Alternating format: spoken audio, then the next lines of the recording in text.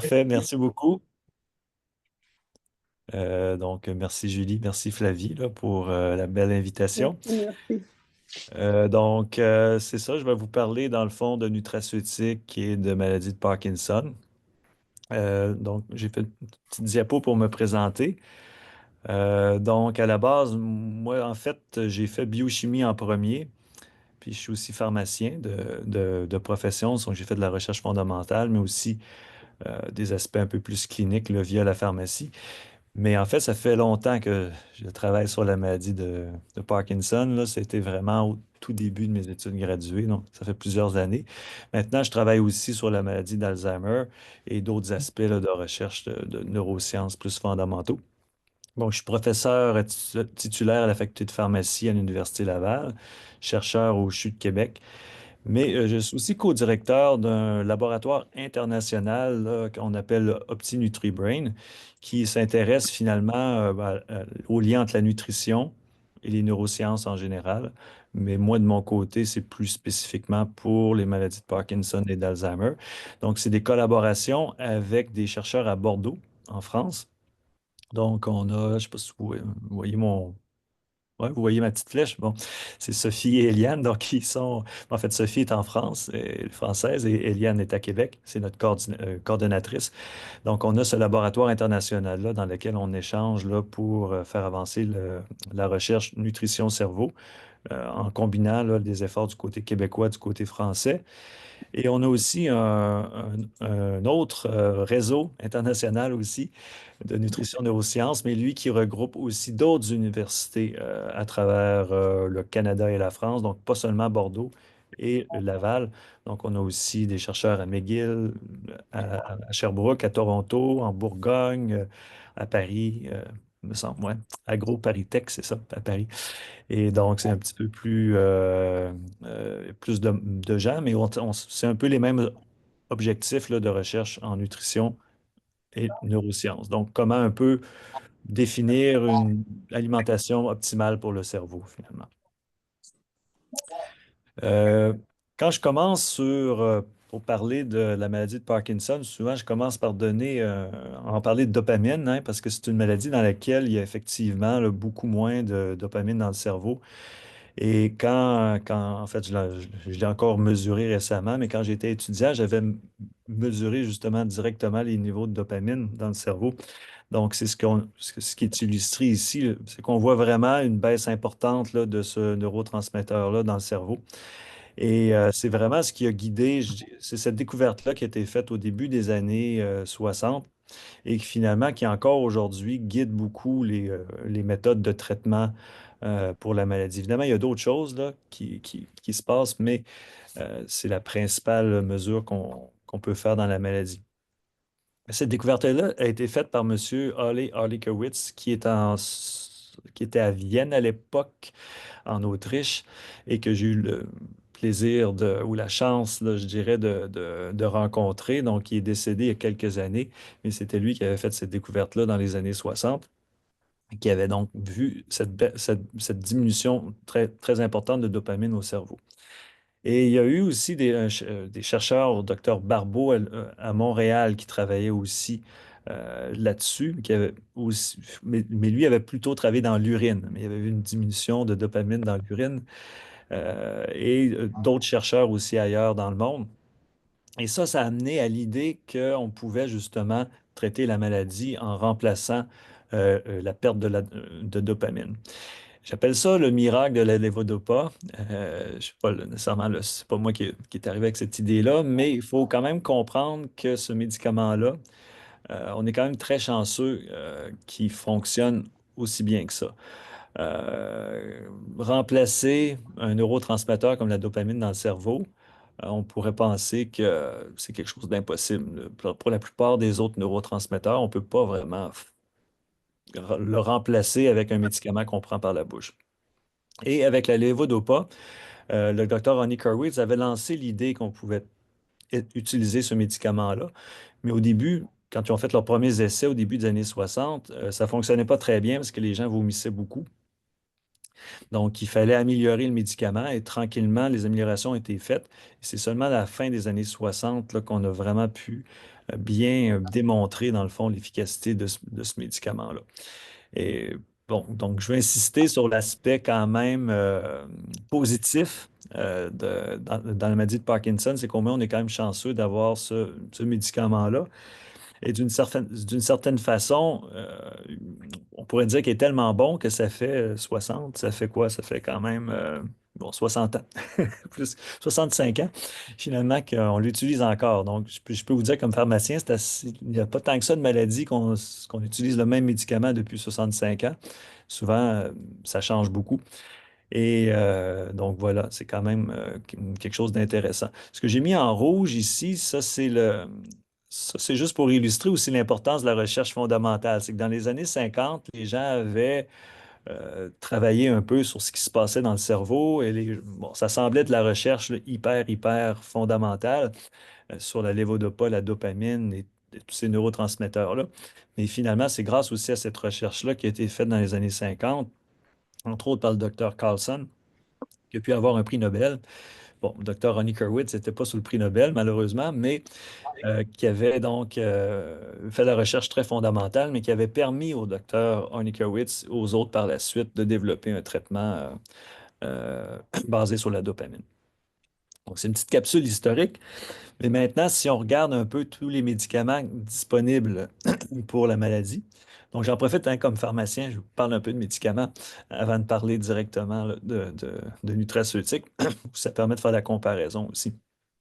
Donc là, je ne veux pas nécessairement vous parler de tous ces médicaments-là, mais c'est simplement pour vous dire qu'il y a quand même dans la maladie de Parkinson un arsenal thérapeutique là, dont on dispose, là, qui est quand même assez bien garni. Mais beaucoup de ces médicaments-là, comme tous les anticholinergiques, on ne les utilise plus vraiment. Ça, c'était surtout avant le temps de la lévodopa. Donc, on a ici les différentes formes de lévodopa. Il y a aussi des agonistes dopaminergiques. Nous, on avait travaillé beaucoup sur ces agonistes-là quand j'étais étudiant. Mais je ne parlerai pas beaucoup de ça aujourd'hui. Il y a d'autres médicaments des inhibiteurs d'enzymes. Ce que ça veut dire, c'est que les enzymes travaillent à détruire, dans le fond, la dopamine. Donc, on essaie d'empêcher ces enzymes-là de détruire la dopamine. Donc, ça peut. Il y a certains médicaments comme ça qui sont utilisés aussi. Et d'autres méthodes de traitement, comme des différentes techniques de chirurgie ou ce qu'on appelle la deep brain stimulation, la stimulation profonde, qui est aussi une autre méthode. Mais cette fameuse levodopa, ben, malgré toutes ses qualités, elle a quand même certains défauts, comme la plupart de vous, peut-être vous le savez.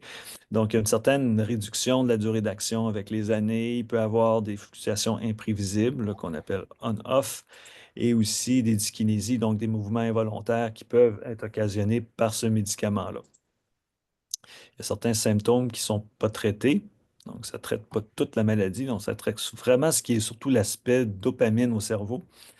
Et ça ne ralentit pas nécessairement la maladie. Ce qu'on aimerait dans la maladie de Parkinson, maladie d'Alzheimer aussi, ou d'autres maladies neurodégénératives, c'est arrêter la maladie, arrêter l'évolution de la maladie, mais la levodopa ne fait pas ça. Mais par contre, au niveau des symptômes, c'est là que ça fonctionne assez bien. Il y a quand même des nouveautés dans le Parkinson. J'en profite pour vous parler de quelques médicaments. Donc, la Zilec, Zadago qui sont arrivés il y a quand même moins de 10 ans finalement, qui sont des options intéressantes. Le Neupro, je vais en parler un petit peu après. Duodopa, apomorphine qui a été finalement discontinué au Canada, mais qui va peut-être être remplacé par un autre produit. Mais j'aimerais quand même vous parler du Vyalev parce que ça vient seulement d'être approuvé là, dans la dernière année, qui est une formulation soluble de lévodopa pour administration sous-cutanée continue sans chirurgie. Vous allez dire, que ça a l'air compliqué, mais en fait, oui, c'était compliqué. Parce que, là, ouais, je vous ai parlé de la lévodopa, 65 ans, donc ça se prend par la bouche. Mais ça fait quand même de nombreuses années qu'on sait que pour qu'un médicament comme la levodopa fonctionne bien, il faut qu'il fonctionne en continu. Notre cerveau a besoin de la stimulation dopaminergique en continu. Et c'était ça qui était difficile avec une prise par la bouche de levodopa. Donc, il y a des gens qui ont continué à faire de la recherche, entre autres via la compagnie AbbVie, là, pour développer une formulation qui permettait d'avoir une lévodopa soluble qu'on peut donner par une administration sous-cutanée. Et ça, c'est quand même, moi, ça m'a impressionné personnellement parce que après toutes ces années, j'étais content que des gens continuent à faire ce style de recherche-là. Et c'est grâce à, justement, il y a beaucoup d'efforts de Parkinson Québec, en fait, pour convaincre, dans le fond, nos décideurs d'approuver le VLF. Donc, c'est quelque chose qui est arrivé en 2024, finalement, là, il me semble, en tout cas, moins d'un an. Mais j'en profite pour faire aussi une petite capsule historique, parce que vu que le Vialev, je vous dis que c'est une stimulation continue des récepteurs de la dopamine, ben moi, quand j'étais justement étudiant gradué à l'Université Laval, je travaillais en fait sous la direction du docteur Paul Bédard, qui était un neurologue là, qui est décédé malheureusement, mais qui a beaucoup travaillé sur la maladie de Parkinson et sur justement le développement de nouveaux traitements. Et c'est beaucoup lui et son équipe qui est arrivé à cette idée-là finalement de stimulation continue des récepteurs. Et Dr. Bedard, dans le milieu des années 90, était cité là, partout dans le monde pour ces travaux-là et qui ont mené à bon, différents médicaments, mais ça a pris quand même bien des années à avoir le Vialet finalement. Donc, c'est souvent comme ça la recherche, hein. C'est des travaux qui des fois sont un petit peu oubliés, puis finalement ça revient euh, parce que c'est des découvertes fondamentales, dans le fond, qui restent avec le temps, mais parfois ça prend du temps. Donc, je voulais juste souligner. Donc, les travaux du docteur Bédard, qui travaillait avec le docteur Blanchette, aussi Pierre Blanchette, qui est toujours actif à Montréal, et Thérèse Di Paolo, qui est retraitée maintenant à Québec. Et c'était ça un peu l'idée, là. Peut-être que ce graphique-là, je ne sais pas si ça vous dit quelque chose, mais dans le fond, c'est le temps ici en bas et la concentration du médicament dans le sang. Donc, on vise à avoir des concentrations qui restent stables. Et que ça stimule plus de façon stable les récepteurs de la dopamine. Et c'est mieux, là, finalement, pour une meilleure réponse dans la maladie de Parkinson. Donc, c'est beaucoup le docteur Bédard qui avait travaillé là-dessus. Et là, c'est le Vialev, le produit dont je vous parlais, qui est disponible maintenant. Donc, évidemment, ce n'est pas nécessairement pour tout le monde, là. Donc, c'est une décision à prendre là, avec le neurologue, mais je pense que ce que j'essaie, dans le fond, de souligner, c'est qu'il continue d'avoir des avancées dans dans le traitement de la maladie de Parkinson jusqu'à aujourd'hui. Voilà. Bon, ça, c'est l'approche un peu plus pharmaceutique, donc on a des médicaments. Mais si on regarde la maladie d'une façon plus globale, souvent on voit ça comme un mélange un peu de facteurs qui peuvent s'hériter, donc facteurs génétiques, qui ne sont pas nécessairement très forts dans la maladie de Parkinson, et beaucoup de facteurs environnementaux. Quand on dit environnementaux, c'est un terme très général. Quand on utilise ça en médecine ou en pharmacie, là, c'est pas seulement l'environnement, le côté climat, là. C'est vraiment tout ce qui est non génétique finalement. Et ça se combine finalement pour réguler un peu le flot pathologique là, des gènes vers la maladie. Et quels sont ces facteurs de risque-là? Ben, quand on se pose cette question-là, ben, on se dit, ben, si on comprend mieux les facteurs de risque, peut-être qu'on peut aussi mieux trouver des traitements, mais des traitements de prévention. Donc, en changeant les facteurs de risque, euh, on pense qu'on peut peut-être aussi prévenir la maladie. Évidemment, il y a des facteurs de risque. Le plus important, c'est l'âge. Et celui-là, malheureusement, on n'arrive pas nécessairement à changer dans notre âge. On n'est pas rendu là. Puis je ne sais pas si ce serait nécessairement une bonne chose là, de vraiment pouvoir changer notre âge, mais en tout cas, la réalité, c'est que on ne peut pas vraiment changer ce paramètre-là. Sinon, je mets d'autres facteurs de risque là, qui peuvent être impliqués dans la maladie. Bon, si vous avez des questions, on peut aller plus en détail, mais aujourd'hui, je voulais vous parler surtout d'un des facteurs qui est l'alimentation, qui finalement s'avère quand même un facteur qu'on peut modifier. On a quand même un contrôle là, sur notre alimentation. Après ça, on se demande quel type d'alimentation. Évidemment, souvent, je vais vous le dire tout de suite, souvent les gens aiment qu'on leur dise des réponses très, très claires, mais dans la maladie de Parkinson, on n'a pas nécessairement de recommandations officielles ou très claires à faire. Par contre, on a quand même toutes sortes d'indices là, qui nous poussent à penser qu'il y a peut-être certaines choses qu'on peut faire quand même dans notre alimentation qui pourraient potentiellement aider. Quand on parle d'alimentation en premier, il faut distinguer si on parle de façon générale de diète, d'habitudes alimentaires. Il y a des études qui se font là-dessus, des études sur des aliments. C'est ça, c'est un peu plus difficile de faire des études cliniques avec des aliments. Il y a on peut aussi regarder ça plus du niveau des molécules. C'est là qu'on arrive plus à la nutraceutique, donc plus des molécules prédéfinies. Et ça se prête un peu mieux à la recherche parce qu'on peut isoler une molécule et l'étudier. Ça ne veut pas dire que la diète et les aliments, c'est moins important. En fait, probablement que c'est l'inverse, mais c'est seulement que c'est un peu plus facile quand on fait de la recherche de se pencher sur un, un produit donné. Et aujourd'hui, je vais surtout parler des acides gras oméga 3, incluant l'acide là, docosahexaénoïque. Et je vais aussi essayer de vous parler de choses reliées à ce qui peut être disponible en supplément en pharmacie, donc via l'alimentation, mais aussi pour lequel on a accès quand même à des suppléments. Donc, voici un peu, je vais vous parler un peu d'acide gras oméga 3 surtout. Je vais parler un petit peu de polyphénol, vitamines, coenzymes Q10 et protéines. Donc, c'est des choses qu'on retrouve dans notre alimentation.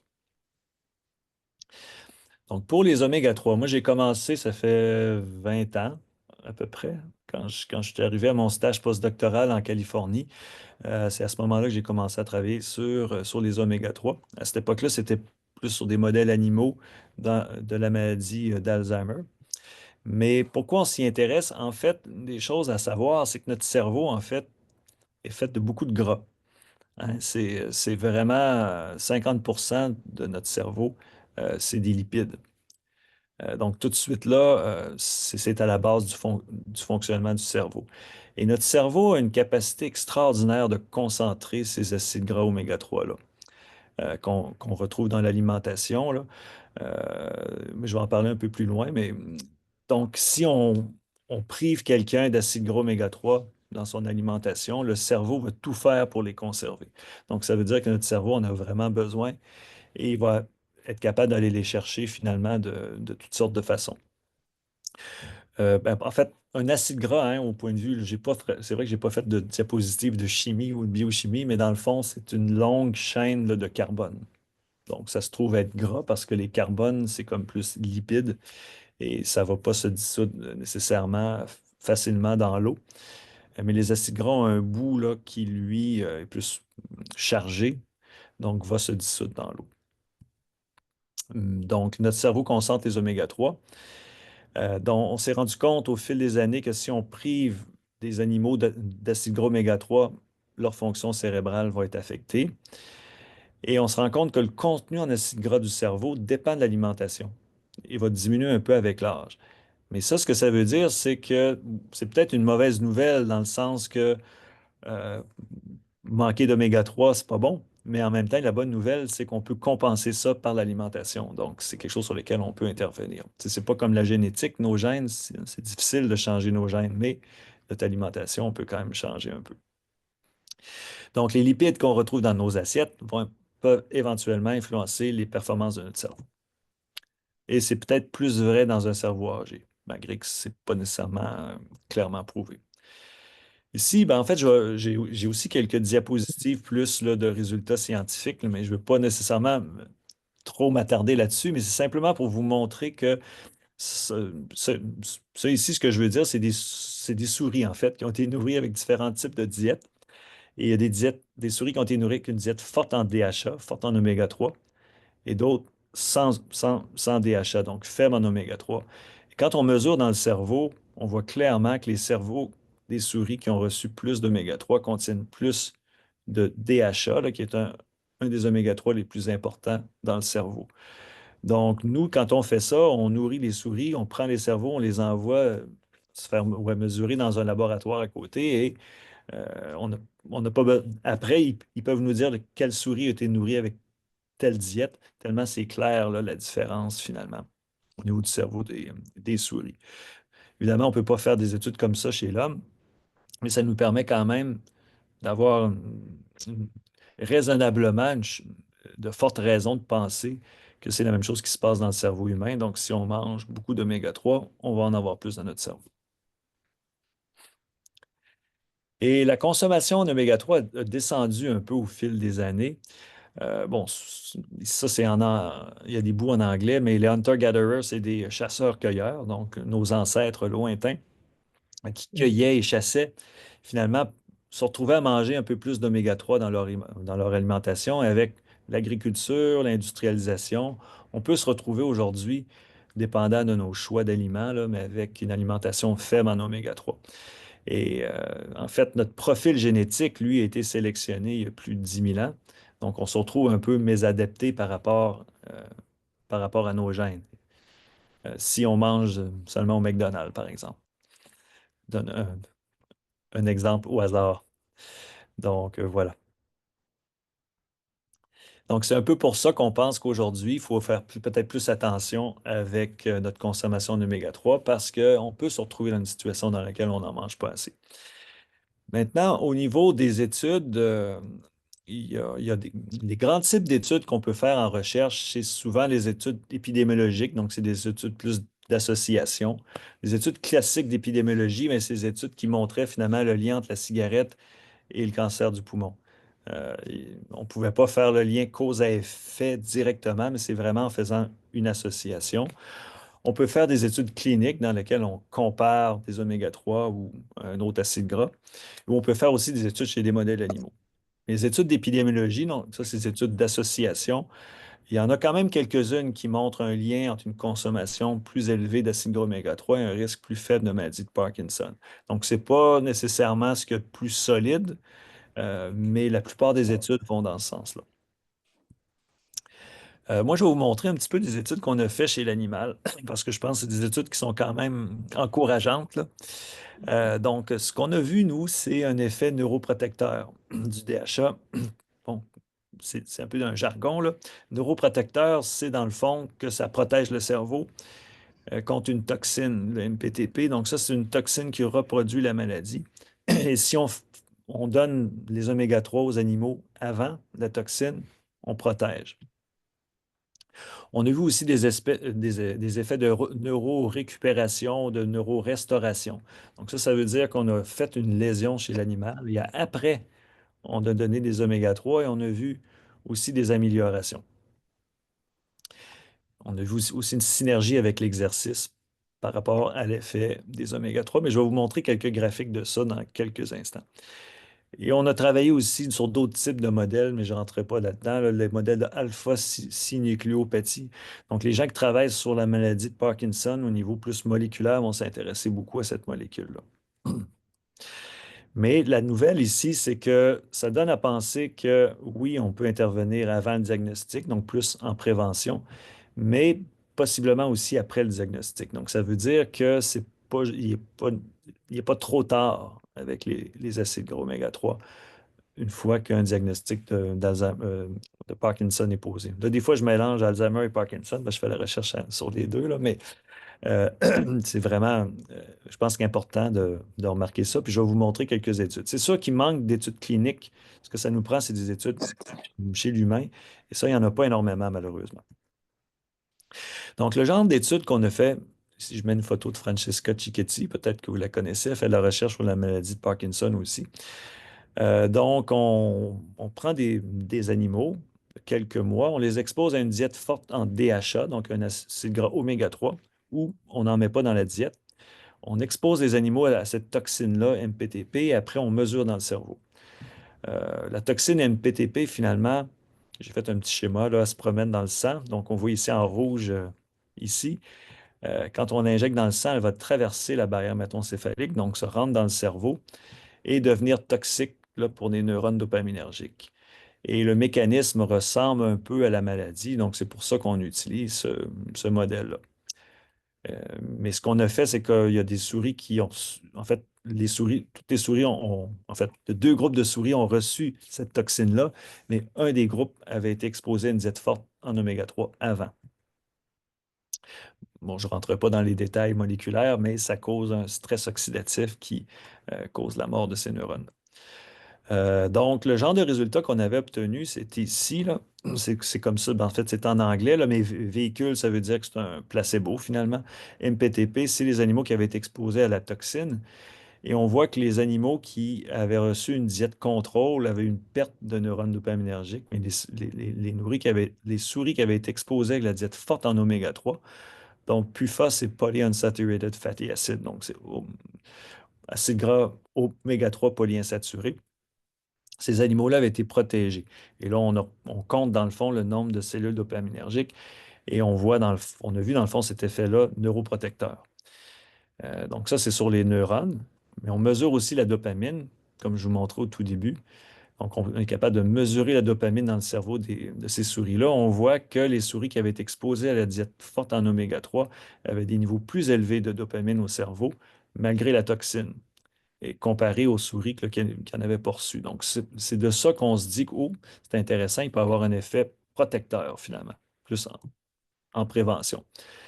Ça, c'est une petite parenthèse parce que, bon, il y a des acides gras oméga 3, mais il y a aussi d'autres types de gras qui sont un peu moins bons, comme les gras saturés, par exemple. Dans ces études-là, on a fait l'inverse. On a exposé les souris à des diètes fortes en gras, fortes en lipides, et on voyait en fait que c'était l'inverse finalement. On aggravait l'effet de la toxine avec une diète forte en gras. Donc, c'est pas tous les gras nécessairement qui sont protecteurs, mais c'est vraiment les acides gras oméga 3.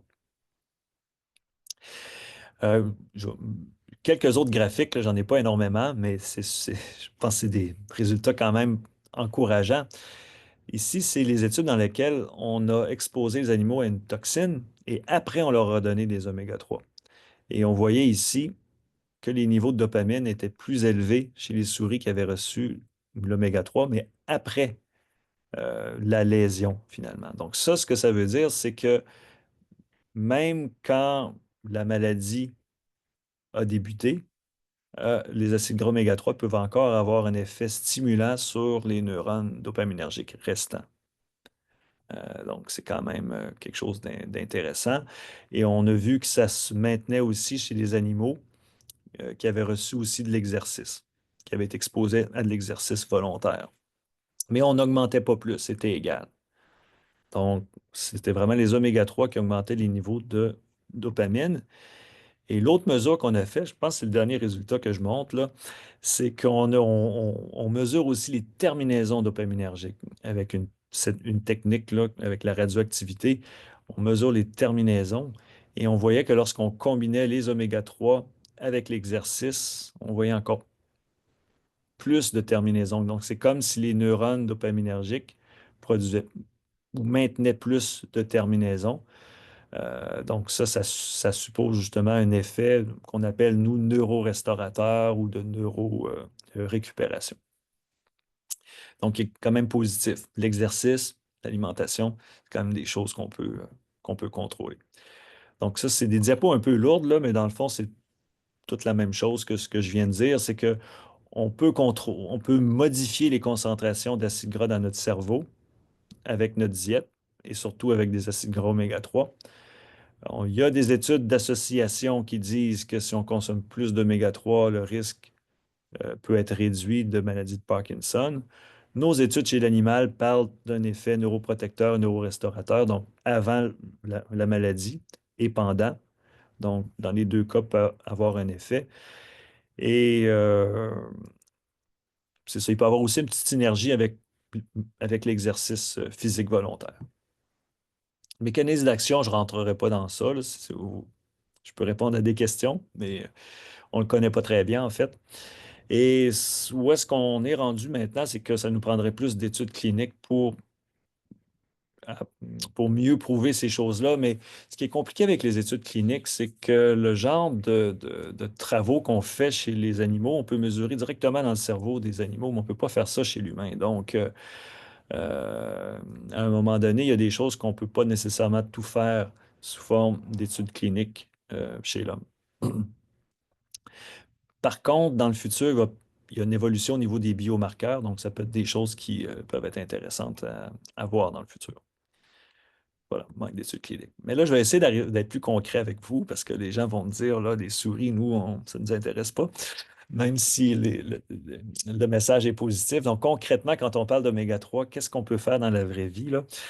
Moi, je commence par une première phrase en disant que moi, on ne peut pas faire de recommandation officielle de prendre des oméga 3 parce qu'on n'a pas les preuves suffisantes là, au niveau des études cliniques.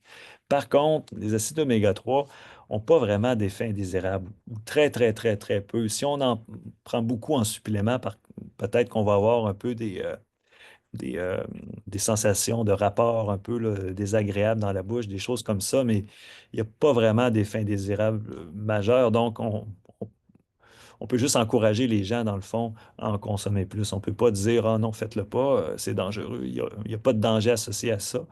Donc, je pense qu'on peut quand même fortement encourager d'avoir une consommation minimale d'oméga 3. Mais ça veut dire quoi prendre des oméga 3? Bon, c'est sûr qu'on peut penser à des suppléments. Les suppléments qui sont vendus en pharmacie, qui sont vendus au Costco. En fait, ce qu'on vit, c'est avoir beaucoup de DHA, donc acide docosahexaénoïque. Ça peut être aussi le PA. On est moins certain, en fait. C'est que ce qu'il y a dans notre cerveau, c'est beaucoup du DHA. Le PA, c'est une autre forme d'oméga 3 qui, c'est pas super clair exactement si c'est vraiment transformé en DHA un peu ou si ça a un effet séparé. Mais nos études, nous, ont plus porté sur le DHA comme tel, donc c'est probablement plus ça qui est bon. J'insiste là-dessus parce que si vous achetez un pot d'oméga 3, il va sûrement être écrit DHA EPA dessus. Donc, c'est plus le DHA qui compte, mais on peut faire la somme des deux EPA-DHA. Donc, on vise quelque chose comme 500 à 1000 mg par jour, par exemple, si on veut prendre des suppléments. Souvent, les gens vont nous demander l'acide alpha-linoléique. Ça, c'est une autre forme d'oméga 3 qu'on retrouve dans l'huile de canola, par exemple. Probablement que c'est bon aussi, mais euh, ça fait travailler notre foie. Donc, il faut que notre foie le transforme en DHA et EPA. Donc, c'est pas direct.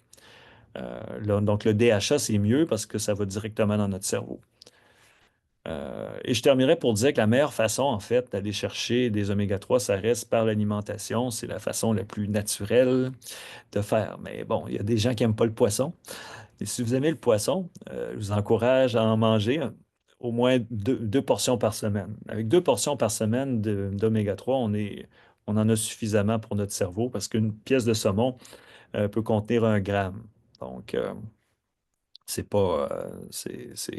surtout les poissons gras. Mais le saumon, ça reste l'exemple de poisson un peu beaucoup de gens aiment, puis qui contient beaucoup d'oméga 3. Donc, c'est souvent ce qu'on suggère le plus. Mais on peut retrouver des oméga 3 dans le thon. On peut le retrouver dans la truite, dans la sardine, par exemple. Là, les gens vont me poser des questions, par exemple, pour les contaminants, le mercure, des choses comme ça dans les poissons. Mais ça, ces contaminants-là, ça nous préoccupe surtout quand on est plus jeune, surtout pour les femmes enceintes, par exemple. Mais plus on vieillit, plus on peut s'en foutre un peu, là, parce que le temps passe. Puis ça, les métaux lourds comme le mercure, ça s'accumule au fil des années. Donc, euh, à notre âge, on a moins à se préoccuper de ces aspects-là. Donc, il y a pas vraiment très peu de danger avec à manger trop de poissons finalement. On a une question de Oui. Christiane, si tu veux la poser à l'oral, Christiane, si tu veux. Ben peut-être que on peut attendre à la fin de la présentation, là. Ou bien Comme maintenant. tu veux. C'est comme. Ben tiens, je vais y aller maintenant, là. Euh, il y a quelques années, j'essayais d'avoir une idée plus précise, là, mais disons une quinzaine d'années. Il y avait un engouement, sinon une mode pour les oméga 3 qui était comme une panacée. Alors, le cerveau, le cœur, la dépression, en veux-tu, en voilà, tout le monde autour de moi, incluant moi-même, à un moment donné, a consommé des oméga 3.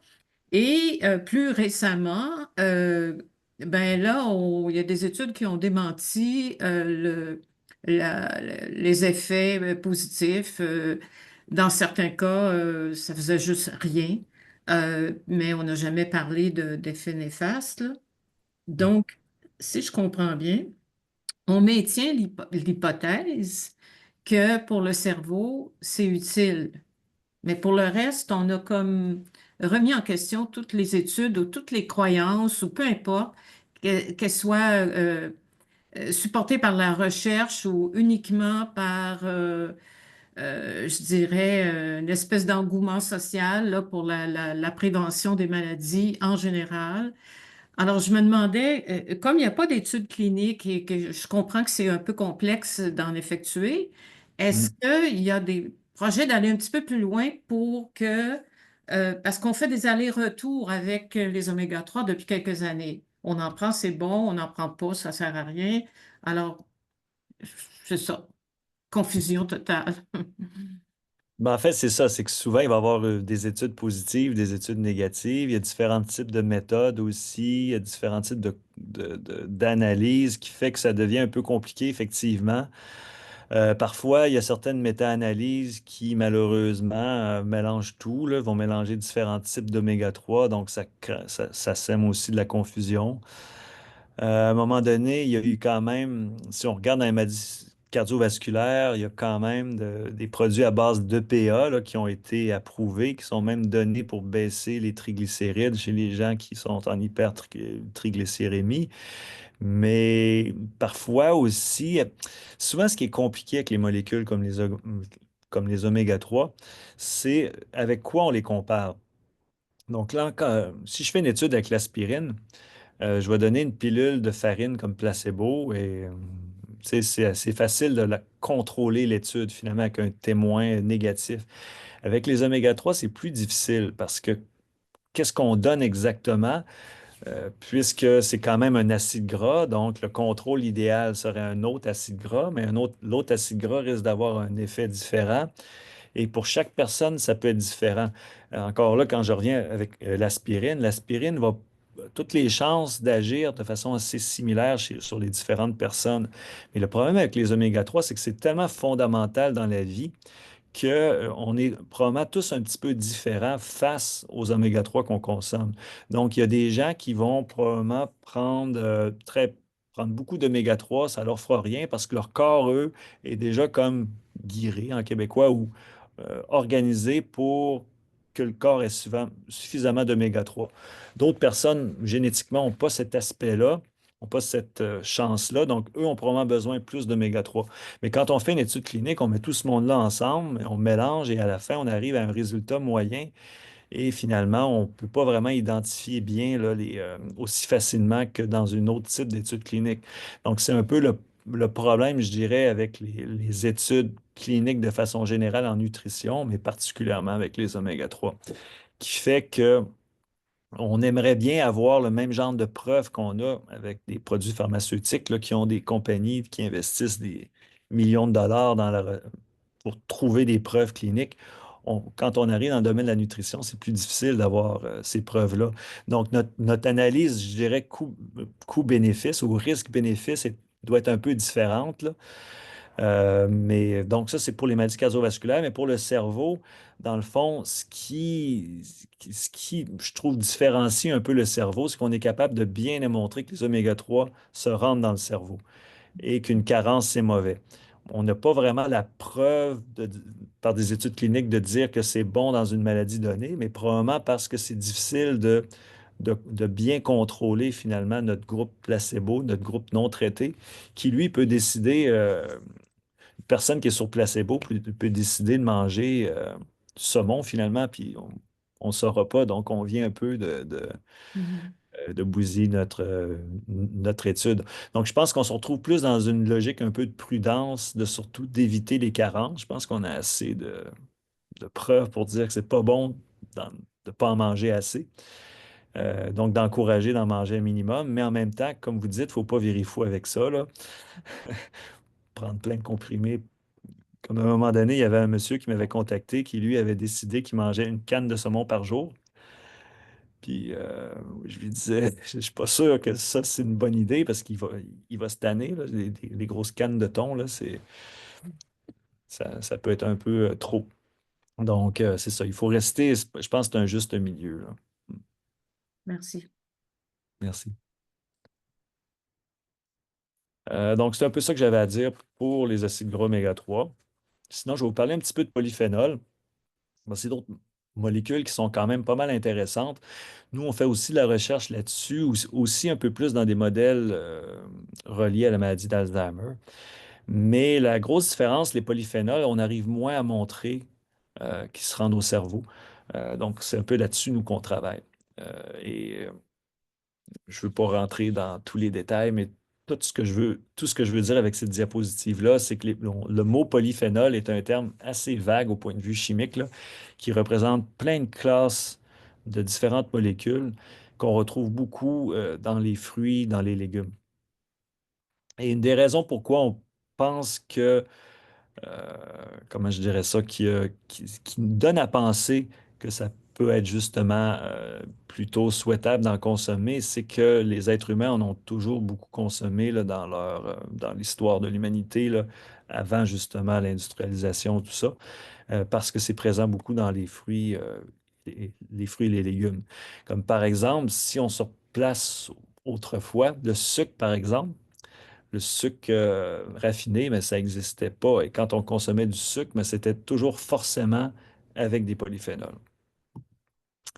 Donc, on en retrouve où? C'est surtout dans le café, le thé, le vin, le chocolat, les fruits, légumes. C'est sûr que les fruits et légumes, c'est le principal, en principe. C'est juste que dans notre vie, la plupart des gens vont obtenir la majorité de leur polyphénol via le café, souvent. C'est parce que c'est ce qui est le plus consommé. Et ça peut être des suppléments aussi. Donc, les mécanismes possibles d'effets positifs sont multiples. On ne le sait pas encore très bien. Il n'y a pas de preuves solides actuellement dans la maladie de Parkinson. Il y a peut-être des effets en antioxydants, mais encore là, un peu comme les oméga 3, il y a très peu d'effets négatifs. En fait, il n'y en a pas vraiment en consommant des polyphénols, à moins d'en prendre des quantités. Je ne sais pas si c'est atteignable, là. Donc, c'est pour ça que c'est des composés là, qui font l'objet de beaucoup de recherches aussi. Il y a des exemples de polyphénols plus précis sur lesquels il y a un peu plus d'études, comme le curcuma, le resveratrol et d'autres molécules un peu plus compliquées là, qu'on retrouve là, dans certains fruits, des catéchines, par exemple, qui peuvent présenter un intérêt pour la recherche, mais aussi peut-être dans des suppléments ou dans des aliments. Comme par exemple, il y a certaines études qui avaient été faites avec le thé vert, mais les études n'étaient pas très favorables nécessairement parce que ces produits-là peuvent aussi avoir des interactions parfois avec d'autres médicaments. Donc, il manquait de preuves pour vraiment faire des recommandations pour les polyphénols. Moi, tout ce que je vous dis finalement, de façon générale, c'est que je pense que c'est une bonne idée de manger des fruits et des légumes, mais ça, j'imagine que vous n'avez pas besoin de moi pour savoir ça. Mais je dirais qu'au niveau de la recherche, on est un peu à ce niveau-là actuellement, que on trouve des choses qui renforcent cette idée-là, mais on peut pas avoir nécessairement de preuves claires de vous dire de manger des, euh, des canneberges ou des bleuets, mais fort probablement qu'il y a plus de chances que ça soit une bonne chose là, qu'une mauvaise chose. Euh, le café et le caféine, il y a un petit aspect particulier. Il y a eu beaucoup de recherches qui ont été faites sur la caféine, la molécule de caféine, parce que c'est un stimulant.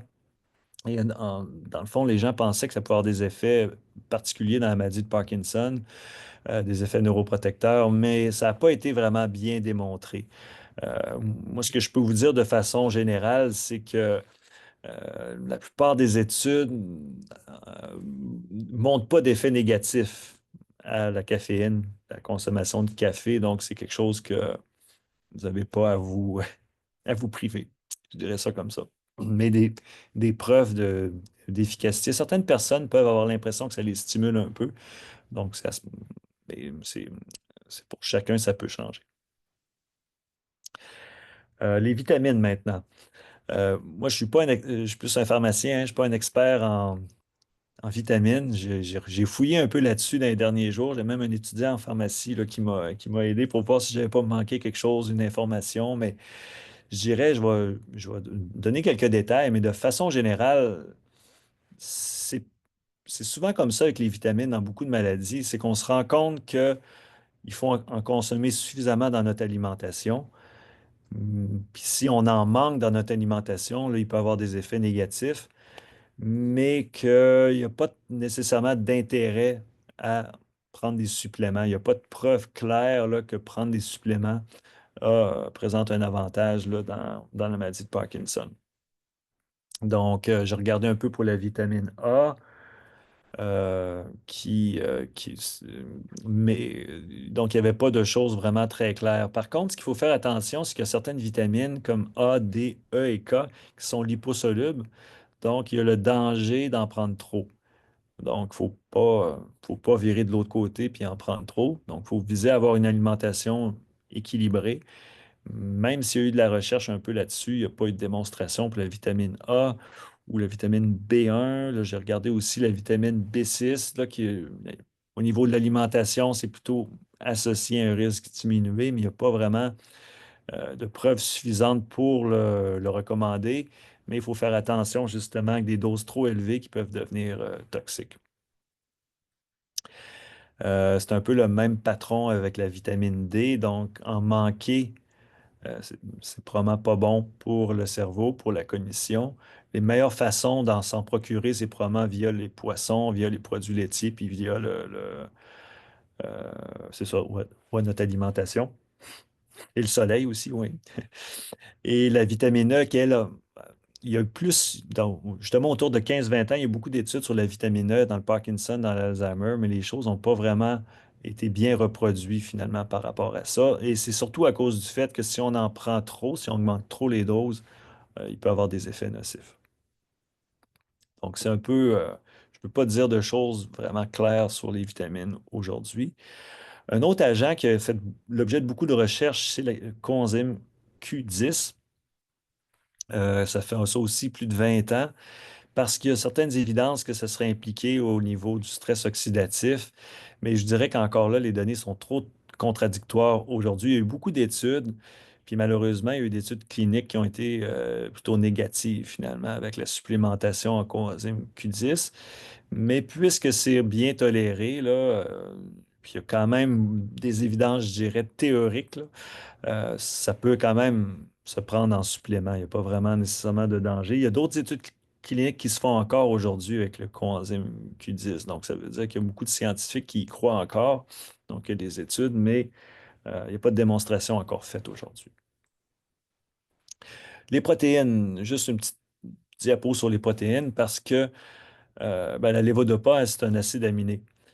Donc, les protéines sont faites d'acides aminés. Donc, c'est comme une chaîne d'acides aminés. Et quand on mange des protéines, on a besoin de les absorber. Et certaines de ces protéines-là en fait, les protéines vont être absorbées, vont être détruites. Le côté protéines va être détruite pour faire des acides aminés. Les acides aminés, qui sont des petites molécules, vont aller dans le sang. Certaines vont aller dans le cerveau, dans les muscles, un peu partout. Si on prend la lévodopa, ben notre corps voit la lévodopa comme un acide aminé comme les autres. Donc, si on prend la lévodopa en même temps que plein de protéines, donc c'est comme si plein d'acides aminés arrivent en même temps. Donc, ils vont compétitionner pour les transporteurs qui existent et ça va donc diminuer l'absorption de la lévodopa. C'est la même chose au cerveau. Notre cerveau est capable de faire rentrer une quantité limitée d'acides aminés. Donc, s'il y en a trop, ben, la lévodopa, elle, va compétitionner avec les autres, mais ne réussira pas à rentrer dans le cerveau. Donc, on évite des repas, là, des gros beefsteaks ou des bavettes en même temps que la lévodopa. Donc, on essaie d'espacer à ce moment-là. Donc, ça, c'est probablement la chose le principal qu'il faut dire, mais en même temps, les protéines, c'est important. Surtout plus on vieillit, plus ça devient difficile, comment je dirais ça, notre corps a plus de difficultés à bien utiliser les protéines. Les enfants, les adolescents, quand ils mangent des protéines, tout de suite leur corps, là, comme une usine, part au quart de tour, puis prend les acides aminés, puis construit des muscles, construit plein de choses. Plus on vieillit, plus notre corps un peu devient moins efficace à utiliser ces acides aminés-là. Donc, il y a besoin un peu plus d'aide, là, finalement. Donc, c'est pour ça qu'en vieillissant, je sais pas j'ai bientôt terminé, en fait. Oh, presque une heure. Mais, donc, c'est pour ça qu'en vieillissant, il faut quand même continuer de manger des protéines parce qu'on en a besoin pour les muscles. Sinon, peut-être deux derniers petits conseils. Le fer, si on a à prendre des suppléments de fer, on évite de le prendre en même temps que la lévodopa. Et c'est toujours important de consommer des fibres de l'eau pour éviter la constipation là, qui est fréquente dans la maladie de Parkinson, parce que je n'ai pas rentré là-dedans, mais c'est relié un peu avec le système gastro-intestinal. Donc, c'est ça. Conclusion. Donc, on peut quand même être positif de dire qu'on a quand même des médicaments dans le Parkinson. Moi, je donne aussi des conférences sur l'Alzheimer, là, puis c'est plus difficile dans la maladie d'Alzheimer. Les médicaments ne fonctionnent pas très bien. Au moins dans le Parkinson, il y a ça, on a quand même un arsenal thérapeutique qui est quand même intéressant, puis qu'on est quand même chanceux que ça fonctionne. Une molécule aussi simple que la levodopa. Euh, on- je je suis assez confiant que l'alimentation est sûrement utile dans la prévention, peut-être dans le traitement, mais on n'a pas encore de recommandations fermes à émettre parce qu'on n'arrive pas nécessairement à faire ressortir les preuves avec les études cliniques qu'on a faites actuellement. Bon, il y a des données encourageantes avec les oméga-3 associés avec l'exercice. Là, je mentionnais polyphénol, coenzyme Q10, donc il faut continuer de faire de la recherche là-dessus. Donc voilà, le cerveau, le miroir de l'assiette. Donc quand on parle de gras, de lipides, ben, notre cerveau va être influencé par ce qu'on mange.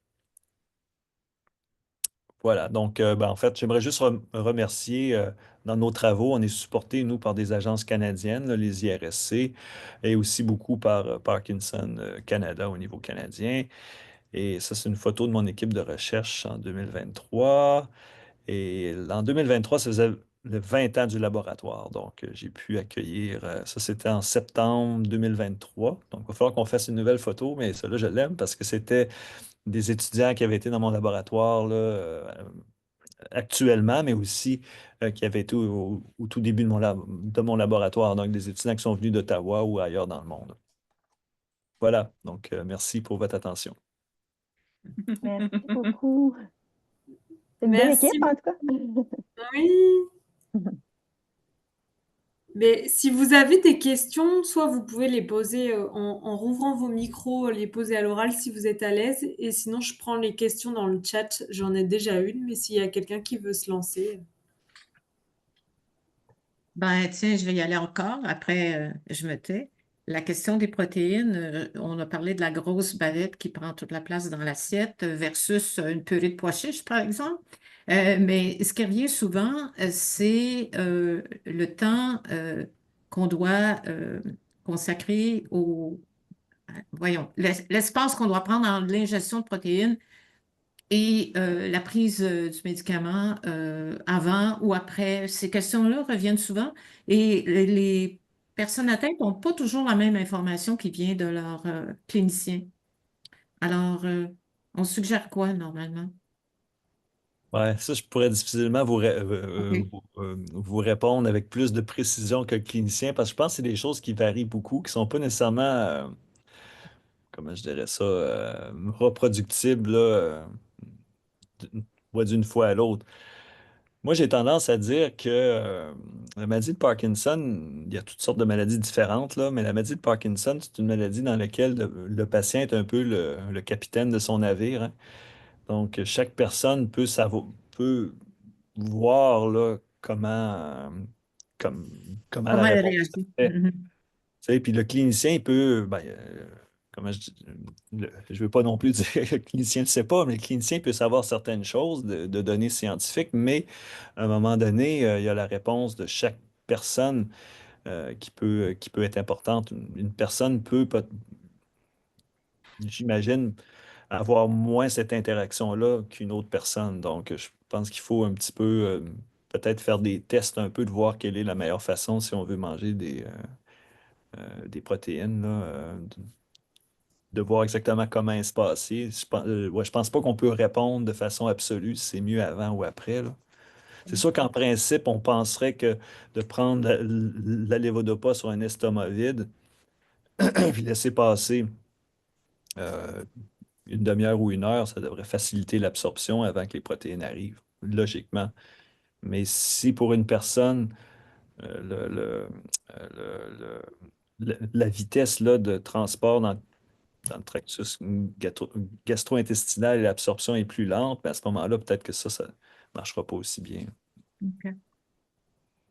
Il n'y a pas de règle absolue finalement. Il n'y a pas un one size fits all, puis on essaie d'y voir, mais il n'y a pas un risque majeur parce qu'il y a des gens qui craignent, qui ont des craintes, mais c'est vraiment une question d'absorption, puis ça peut être Oui. Alors, inoffensif, ça peut être non significatif pour certaines personnes. ben, je pense pas qu'il y a un risque dans le sens de danger. C'est vraiment que c'est le médicament qui est moins efficace, qui se C'est ça. perd un peu qui se dilue dans le fond parmi les autres acides aminés des protéines. Mhm. C'est bon. Merci.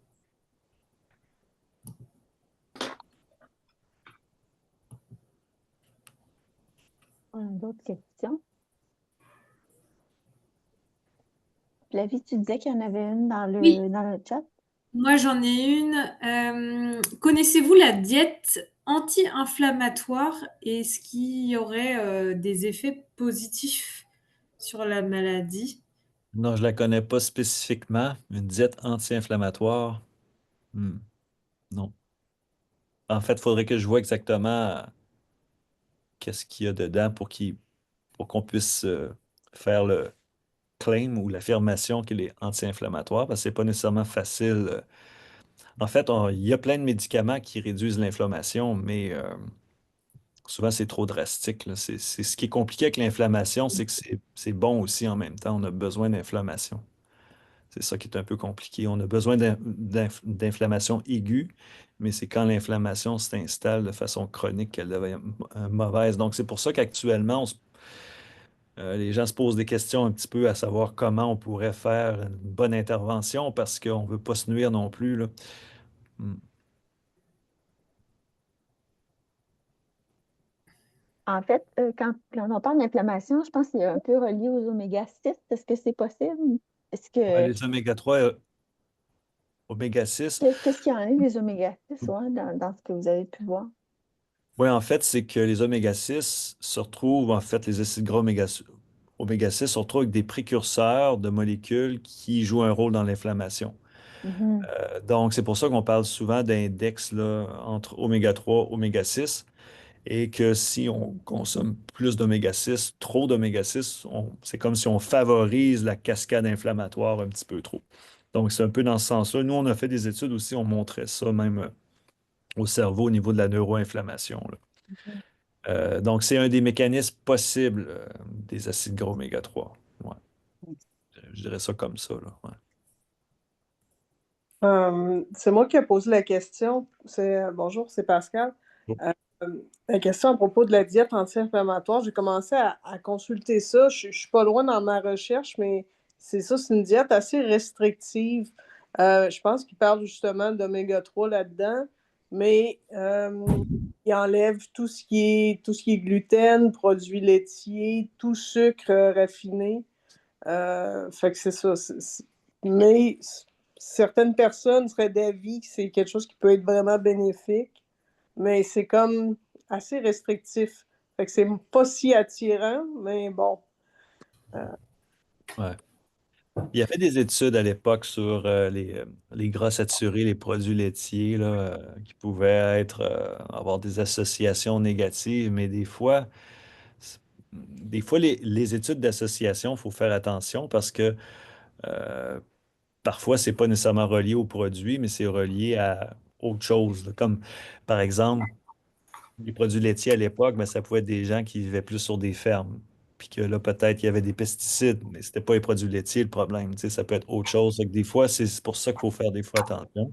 Pour le gluten, j'imagine, c'est pour plus les gens qui ont une intolérance là, au gluten. Donc là, c'est sûr que mais l'inflammation serait plus au niveau de l'intestin. Hmm. Ouais, ben c'est ça. Ce que j'avais l'air de comprendre, c'est que cette diète-là aiderait à ce que ça serait moins inflammé, puis ça Ouais, sauverait un peu ton système. Mais bon. c'est possible. Ouais, c'est sûr qu'il y a trop d'inflammation, probablement au niveau du tractus gastro-intestinal, là, qui peut être relié justement à, à- à plusieurs maladies, mais incluant la maladie de Parkinson, parce qu'il y a comme un lien avec l'intestin là, qui peut se faire. En tout cas, il y a des études actuellement là-dessus. Ouais. Ben, merci. Ça fait plaisir, merci. Est-ce qu'il y a Euh, d'autres questions? Moi, je voulais juste un patient de Parkinson, est-ce qu'on suggère à ce moment-là qu'il parle avec son neurologue qui va prescrire des médicaments par rapport aux vitamines, diète et tout ce qui entoure ça, ou on suggère plutôt qu'il questionne son pharmacien spécifiquement là, sur cette question? Ben, c'est sûr que le médecin, il y a peut-être beaucoup d'autres choses aussi à parler, là. Ouais, C'est sûr que le pharmacien, mais si on veut aller, le pharmacien va être bien placé pour parler surtout des interactions médicamenteuses, des différents produits qu'on vend en supplément en pharmacie. Mais c'est sûr que les nutritionnistes aussi, quand on veut vraiment aller plus au niveau des vitamines, au niveau des questions comme du type d'alimentation, par exemple, peut-être un peu plus Ok. les nutritionnistes. Donc, il y a comme des définitions dans les définitions des différents métiers. C'est sûr qu'aujourd'hui, il y a des petits changements. Il y a des lois qui ont passé dernièrement qui font que les pharmaciens ont beaucoup plus de latitude ouais. qu'avant, là, mais Mais c'est ça, c'est que je pense aux patients communs, il y a accès à un pharmacien, il n'y a pas nécessairement accès à un nutritionniste. Fait que c'est ça un peu ouais, la question. Ouais. ouais. Notre système fait que, Ouais. comme je dis des fois, c'est ça, le pharmacien, c'est un genre de système public-privé, fait que ça fait que Ouais. ben, la bonne nouvelle, c'est qu'effectivement, c'est plus facile d'avoir accès à un pharmacien que tous les autres OK. professionnels. Mhm. Merci. Il y a d'autres questions? Ouais, peut-être Sinon, juste une question.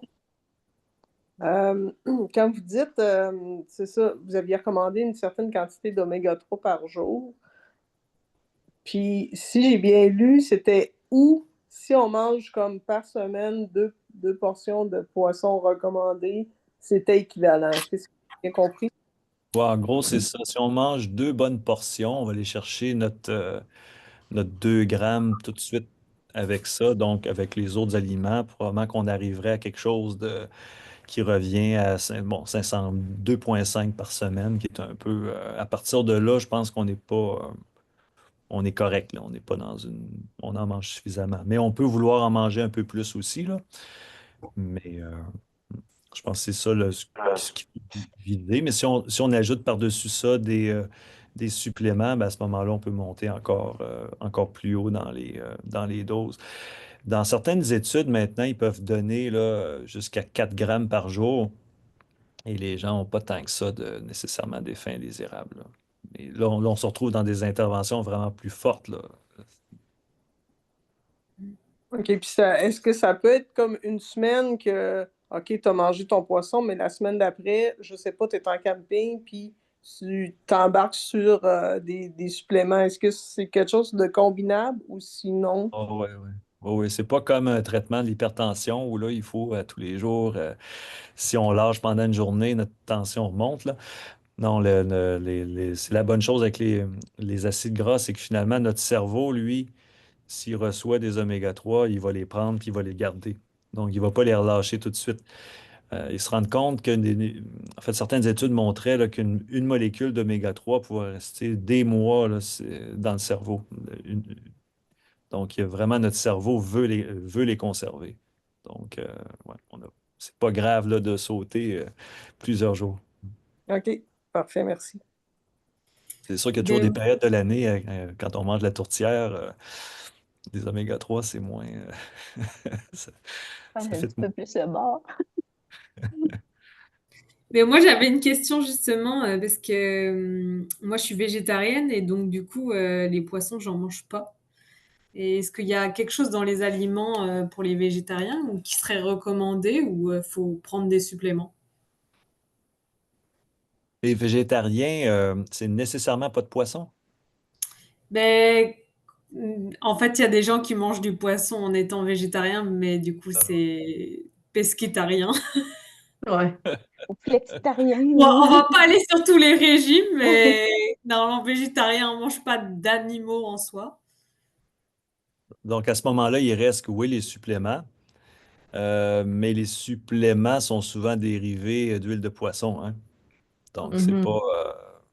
Mhm. Oui, il y a des suppléments qui sont dérivés d'algues, là, de microalgues. Ça serait ça l'ultime. Ça serait ça le plus logique parce que dans le fond, c'est ces microalgues-là qui finalement fournissent les oméga 3 à toute la chaîne alimentaire. Mais c'est pas nécessairement si facile à produire. Donc, ça peut se trouver là, dans certains endroits, mais dans les pharmacies, je pense pas qu'ils ont ça d'emblée nécessairement des oméga 3 à longue chaîne à partir d'algues. Par contre, ce qu'il y a de ce qu'on peut obtenir à partir des huiles végétales, comme l'huile de canola, l'huile d'olive en a un peu aussi, c'est de l'acide alpha-linolénique, qui, comme je disais tout à l'heure, c'est le précurseur des oméga 3 à longue chaîne, DHA, EPA. Donc, quand on absorbe ça, notre foie peut en convertir une certaine quantité en DHA qui peut aller dans le cerveau. Euh, c'est pas un chapitre complètement auquel on a qui est terminé. Là. Il y a de la recherche à faire un peu là-dessus.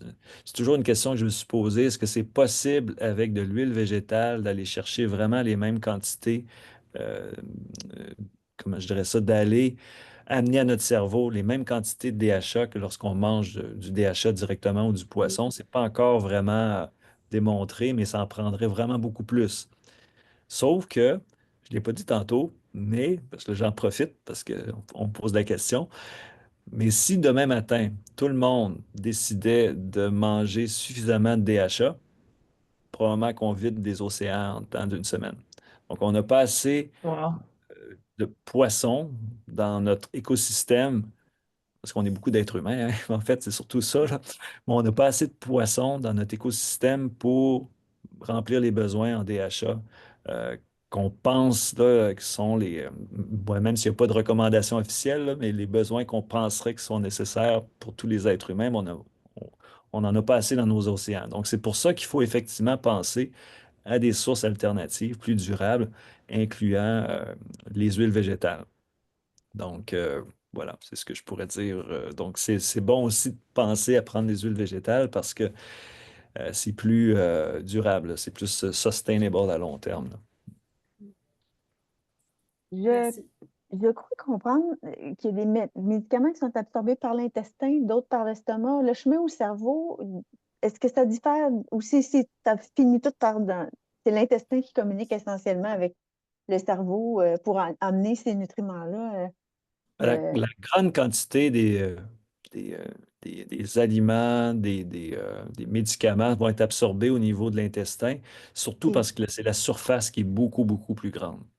OK, Donc, c'est vraiment surtout là. Il y a un petit peu d'absorption qui peut se faire au niveau de l'estomac, là, mais c'est généralement surtout au niveau de l'intestin, ouais. OK. Il arrive presque 8 heures moins quart. On vous a gardé un peu plus longtemps. Merci beaucoup, Docteur Calon. Vraiment, merci de votre générosité aussi pour avoir pris le temps de répondre aux questions. C'était fort intéressant. Euh, Mhm. alors, on va placer l'enregistrement avec un lien sur notre site web vers notre chaîne YouTube de Parkinson Montréal-Laval.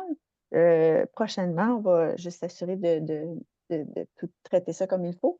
Et puis, vous allez pouvoir y accéder bientôt aussi si vous souhaitez le revoir. Alors, voilà.